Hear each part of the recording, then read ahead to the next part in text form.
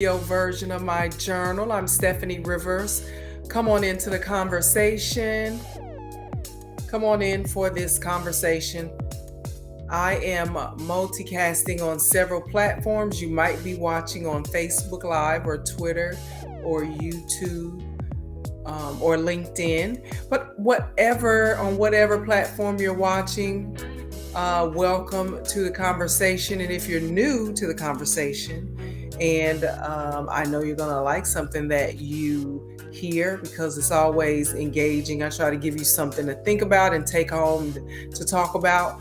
Be sure to like, share, and subscribe so that when I post new videos, you'll be the first to know. If you are returning to the conversation, we want to welcome you to the conversation. Well, what are we talking about tonight?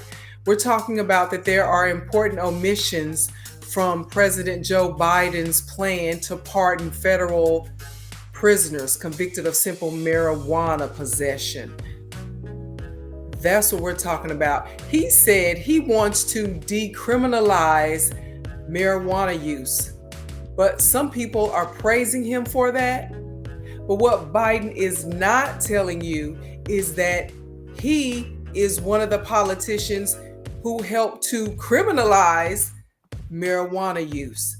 That's what we're going to talk about right after this.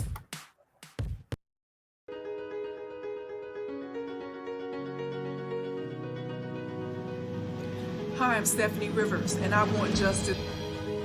The police officers involved showed reckless disregard.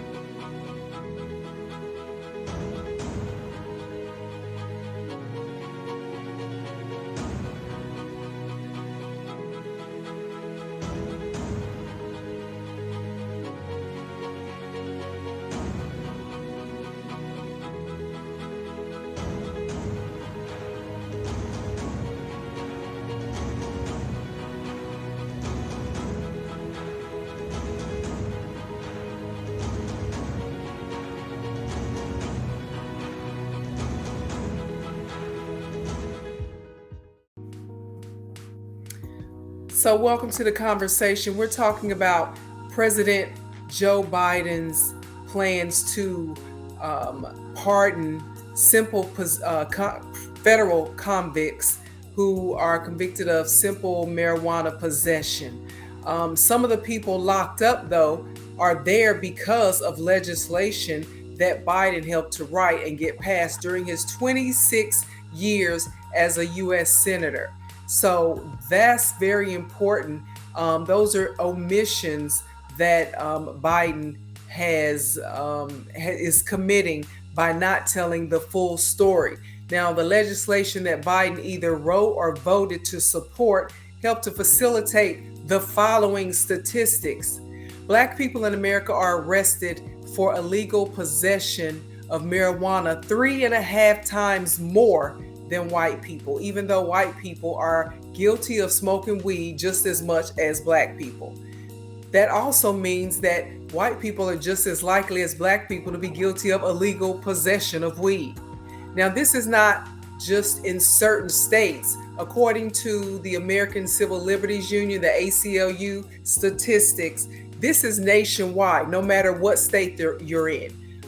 This happens in all regions. It happens in all counties of every state, regardless of the population of the state and regardless of the socioeconomic situation of the residents in that state and county, regardless if it's rural or if it's an urban setting. So even in states such as Wisconsin, where the population of white people clearly outnumbers any other race of people, sometimes by double digits, somehow cops seem to arrest black people double digits times more for illegal weed possession. How is that even possible?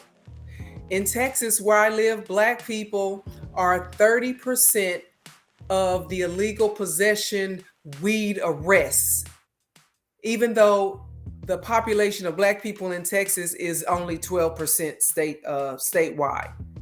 How is that even possible?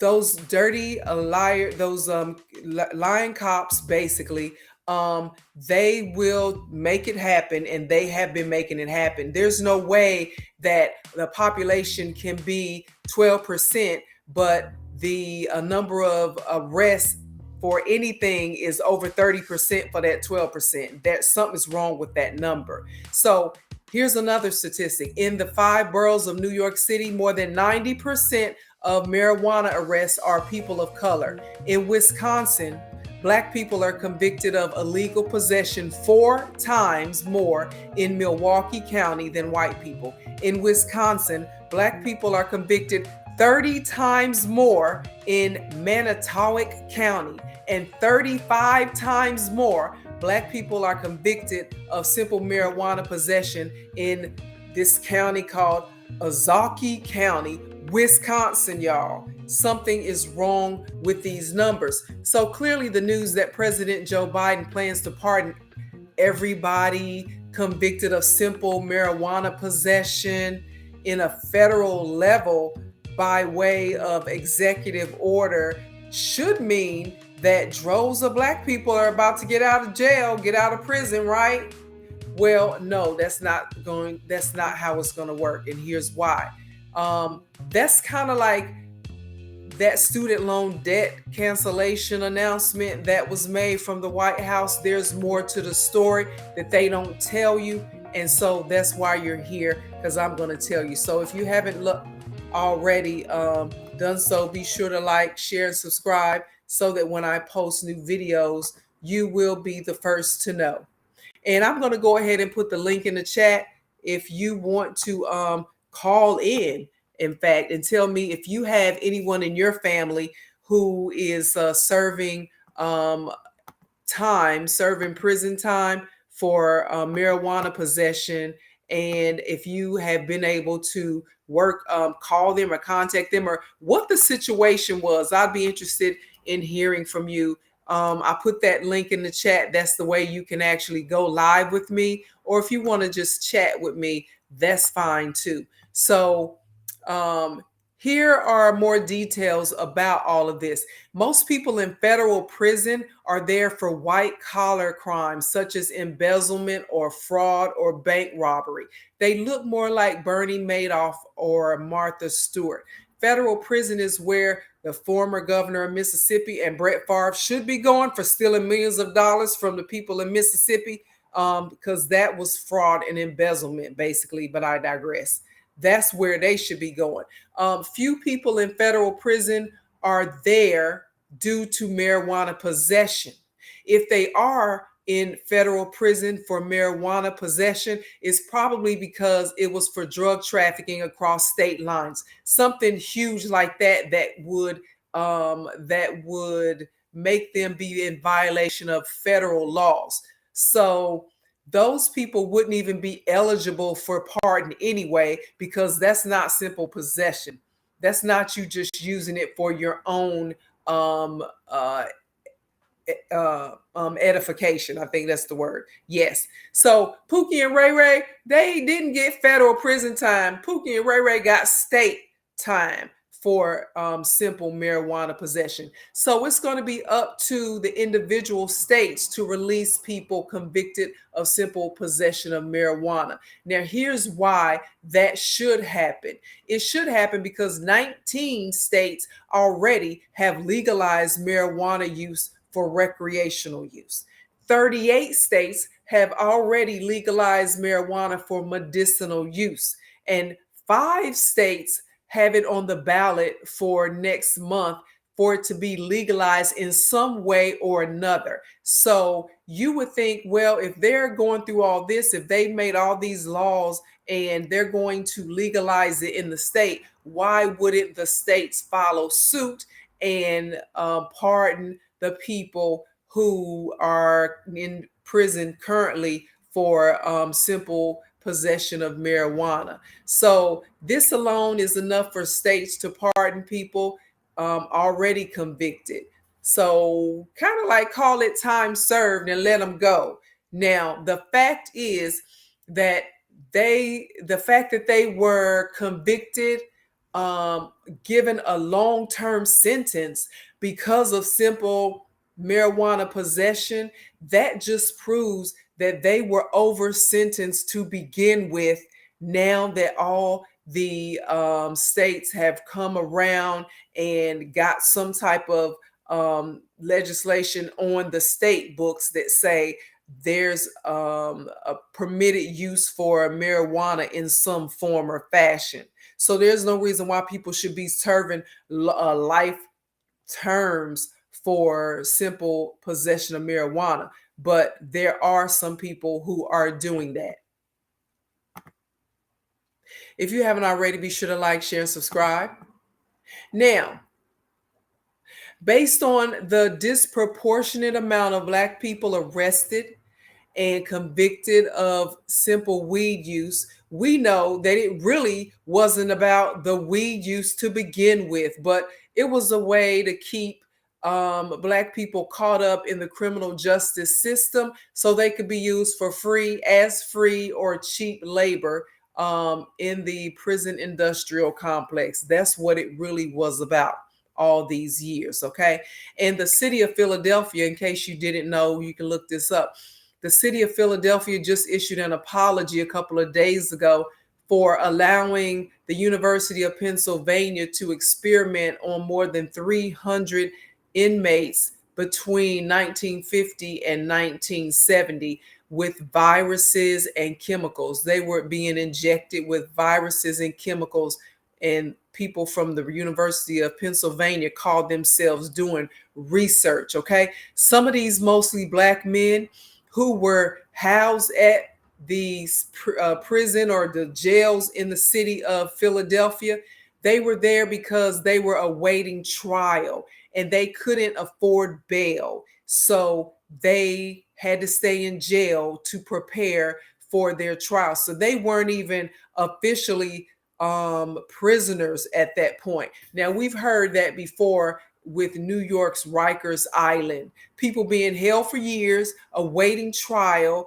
And because in New York, you know, if you are accused of a crime today and you can't make bail, hell, it could be 5 years before they get to your case. That means you spend 5 years of time doing something that you could have been innocent of. But nobody considers that because they really don't care to begin with. So that's what's going on. And it seems like that is what was happening in Pennsylvania, in the city of Philadelphia. And so since Black people, since the guy who was doing the research, quote unquote, under the guise of being a researcher at the University of Pennsylvania, his name is Dr. Albert Klingman. He was doing what amounts to medical racism on behalf of the University of Pennsylvania. And I say that because they were mostly taking Black men and people of color and experimenting on them, okay? Because they were unable to say no because they were being housed in essentially, you know, you gave up your rights as an inmate.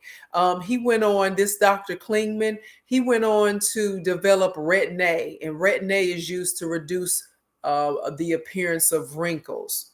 Now we know Black don't crack.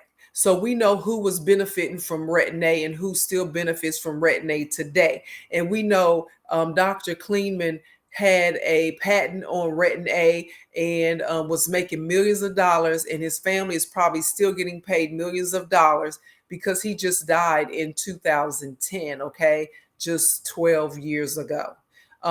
The apology from the city of Philadelphia, it did not come with reparations, okay, to those affected of the people who, if they're still alive, we don't know what they went through. We don't know what side effects they're still subjected to because of things that they were injected with. And one of those things, it was said, was Agent Orange.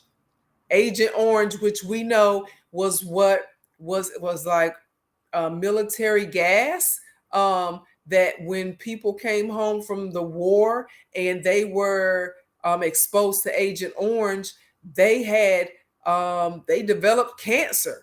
So this person was allowed to inject known cancerous cells, known cancerous substances into people who were in jail in the city of Philadelphia. So now, of course, people are out or people died, their families. You just don't know what consequences, ramifications people had to endure and might still be enduring because of what they were exposed to. So everybody wants to all of a sudden say, "Oh, we're so sorry." But honey, it's more to it than that. Okay, it's more to it than that.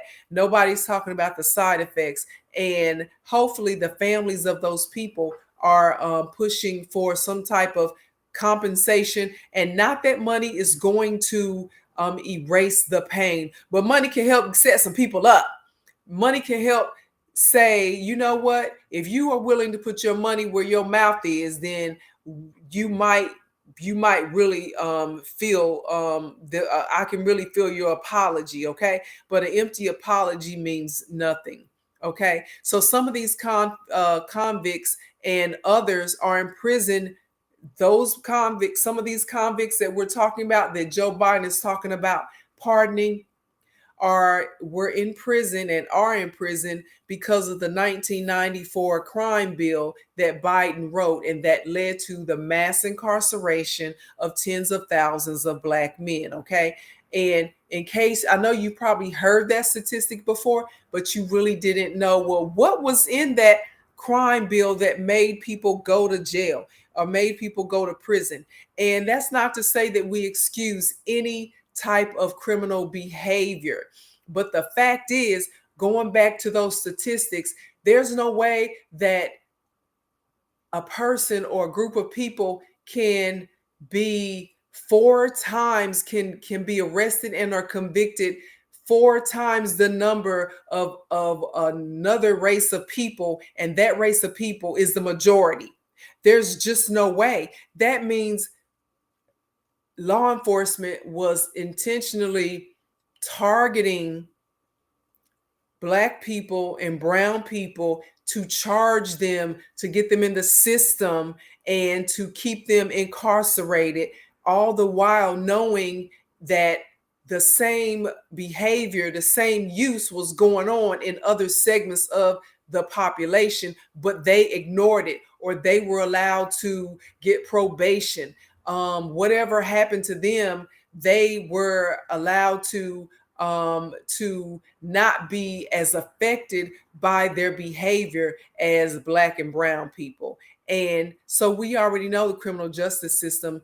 There's two. There's one for white people, and there's another one for everybody else. Okay, we know that. We know that. Okay, Donald Trump is example number one. He's still walking out here on these streets after all the stuff that we know that he has done and has admitted to doing, and we heard it on recordings and all of that. Okay, so he's just example number one. But I'm moving on with my conversation. So here are the list of things that Joe Biden was a part of when he helped to formulate and author and pass the 1994 crime bill. That includes long prison sentences for first-time drug offenders. Okay, that includes long prison sentences for people caught with crack the size of a quarter. You know, a quarter is about that big. So if you had crack that could sit on a quarter, then you could get life in prison for that. And I know crack kills, and I'm again not condoning use of drugs or trafficking or selling, but at some point you have to, when you look at cocaine, so crack of course is a form of cocaine, or cocaine is a form of crack, however you want to look at it, they the same. It's like an ice cube and just water with no ice. It's the same, it's just in a different form. So if you were convicted of or found to be in possession of cocaine, you got your sentencing requirements were reduced over crack, because Black people were more known to deal with crack. versus white people were more known to deal with powder cocaine. So that in itself told you that there was not an equal punishment for the same type of a drug. Okay, so Biden voted to extend minimum penalties for people under 21 years of age who were charged with selling marijuana. And he also introduced the civil forfeiture legislation that allows the government to seize assets of citizens accused in drug crimes. So not only, could you have a quarter of crack and go to jail for a life, if you had the same quarter's worth of cocaine, you might get 2 or 3 years. Okay. There's a disparity in that. Not only if you were under 21, so you're basically a child, and if you got caught selling marijuana, then you under what Joe Biden did, he voted for you to get extended penalties, extended punishment for that. Okay, but his son is his name Bo Biden is walking around scot free, and we know he Joe himself, Papa Joe himself, has admitted that his son is a drug addict, but he hasn't spent a day in jail last time I checked. Okay, so Biden also helped to write the Anti-Drug Abuse Act, which created the 100-to-1 crack cocaine sentencing disparity. And that's what I was just talking about. Crack cocaine, cocaine, and powder cocaine. Same thing, but based on the form that you're caught with, you could get life or you could get 5 years. Just depends on the form that it was found in. So those are the disparities that Joe Biden helped to usher in, and was a part of the 1994 criminal, what was it called? I don't forgot already. The 1994 crime bill is what basically they watered it down and said that. So don't put people in prison for decades and then come back, Joe Biden, and then want praise for releasing those same people that you were responsible for getting locked up in the first place. That's called political gaslighting. You want me to praise you for releasing me when it was you who put me in jail in the first place. That's some God complex stuff right there. Sound like to me. Okay. So lives have been damaged. People's lives have been altered beyond repair. Some people are dead. Some people died in prison over some minuscule amount of marijuana. Okay. Because that's what we're talking about, ushering a pardon. And this brings me to another point.